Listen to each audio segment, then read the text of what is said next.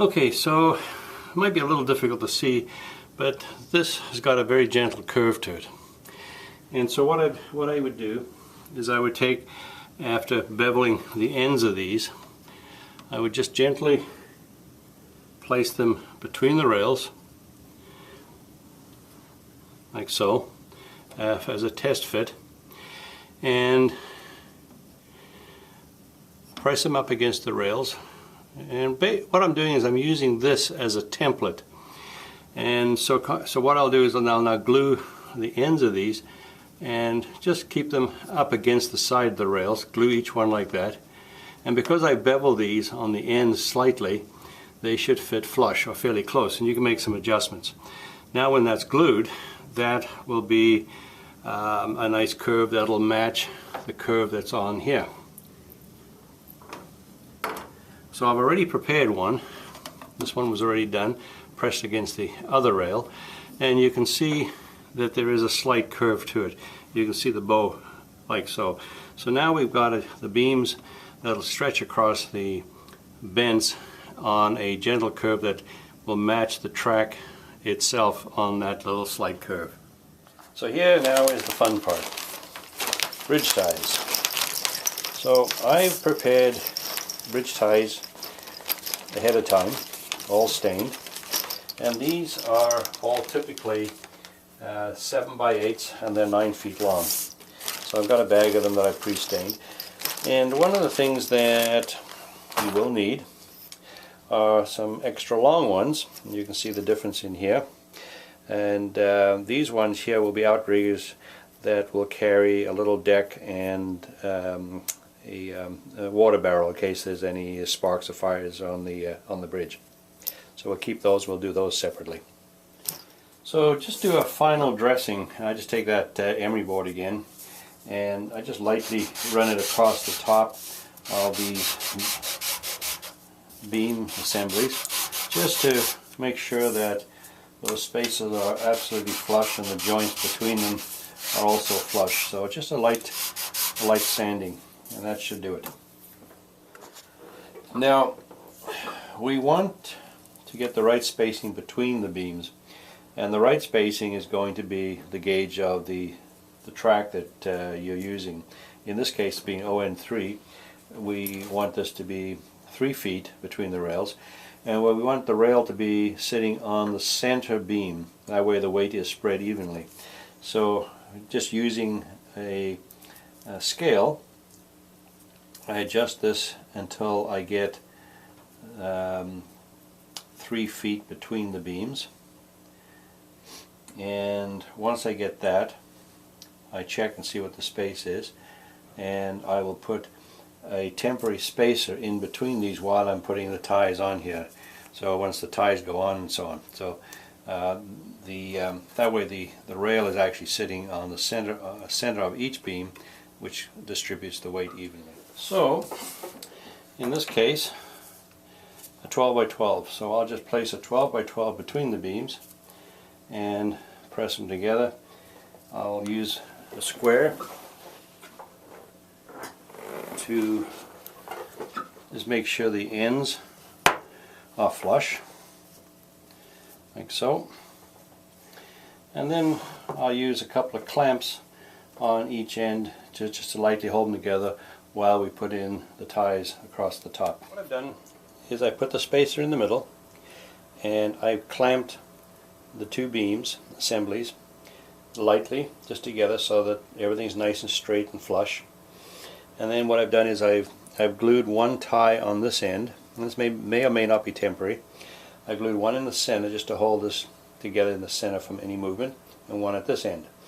What we're going to do next is we're going to take just a scrap piece of timber, which I've got here. In this case it's just an 8 by 8. We're going to glue it across the ends of these two. So what I can do now is I can take the clamps off. We won't need them now that everything is dry. And so what we're going to do is we're going to take and we're going to glue this piece of timber across the two end pieces. And what that's going to do is that's going to be our stop. So as we put the ties in, the ties will stop against that and that'll give us a nice true straight edge along the ends of all the ties, so they'll be in line.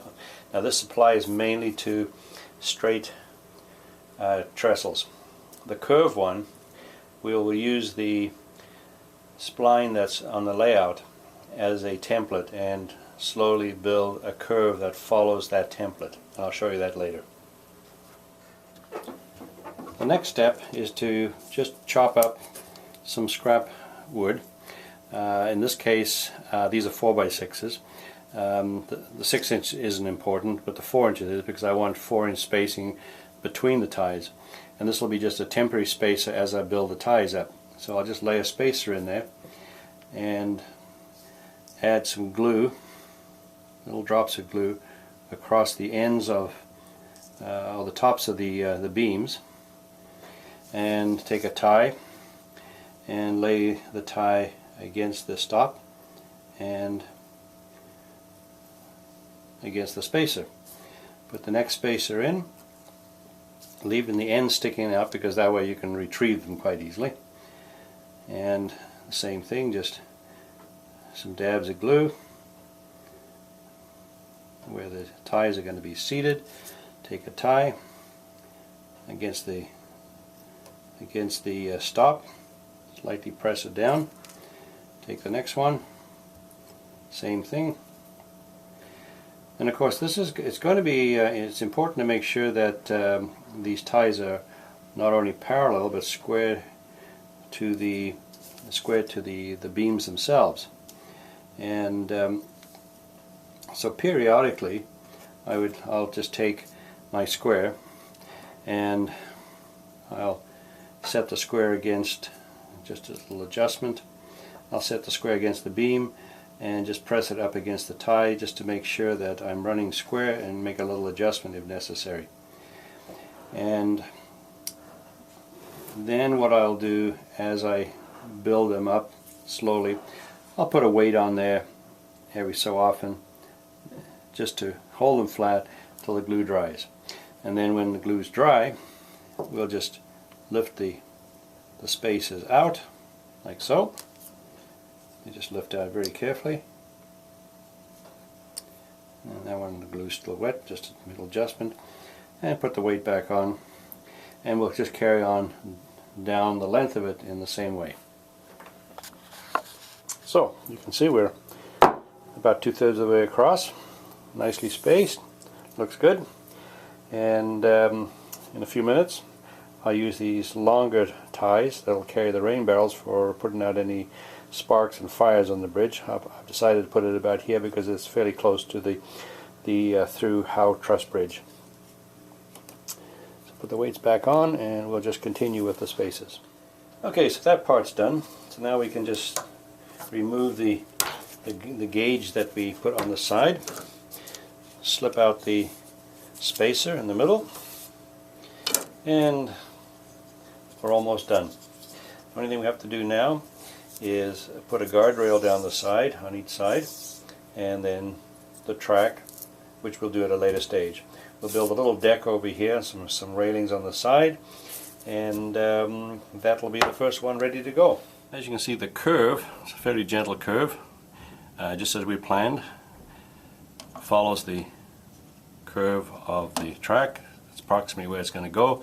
We'll put some vents in here and a couple of retaining walls on each side. The straight bridge is now in place approximately. It's actually just sitting on the track. It's straight. It'll sit in this approximate position. We'll cut this out over here and we'll put vents in underneath here. The outriggers are sitting in here. They'll be planked and framed for water barrels to go in there. And the other one is in place as well, down at the far end, ready to go.